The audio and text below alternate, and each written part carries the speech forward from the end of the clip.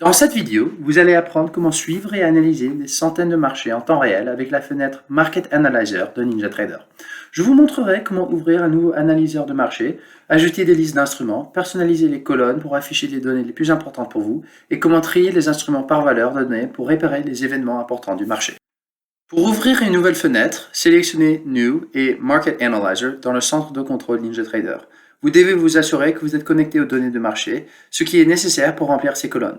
Si vous avez besoin d'aide, consultez nos vidéos Get Connected to Market Data, se connecter au marché de données.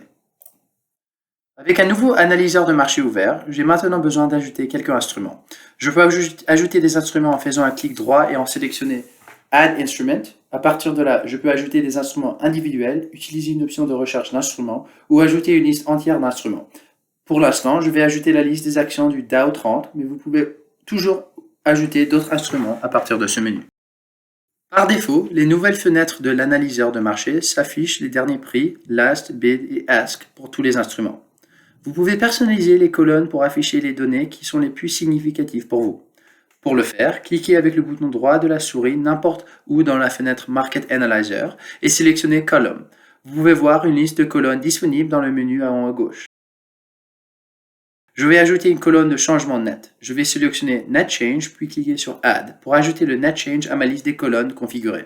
Pour une représentation un peu plus visuelle du changement net, je vais activer la distribution des couleurs dans la propriété du panneau de droite. Lorsque je clique sur OK, vous pouvez voir la colonne changement net s'afficher pour chaque instrument. De nombreuses colonnes peuvent y être ajoutées, y compris les valeurs des indicateurs.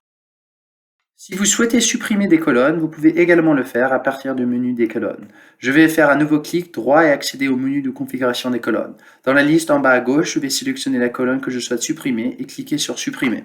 Je vais faire cela avec les deux colonnes de prix d'achat et de vente car je ne suis pas trop concerné par ces valeurs pour cet ensemble d'instruments. Lorsque je clique sur OK, une fois de plus, vous pouvez voir que les deux colonnes ont été supprimées. Il est également possible de trier les instruments par valeur de données. Cela permet de voir facilement les instruments qui ont la valeur la plus élevée ou la plus basse pour la variation nette ou un indicateur.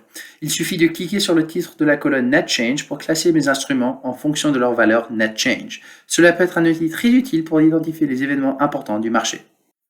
Merci d'avoir regardé cette vidéo. N'oubliez pas de consulter nos autres vidéos pour obtenir des conseils rapides qui vous aideront à démarrer avec NinjaTrader.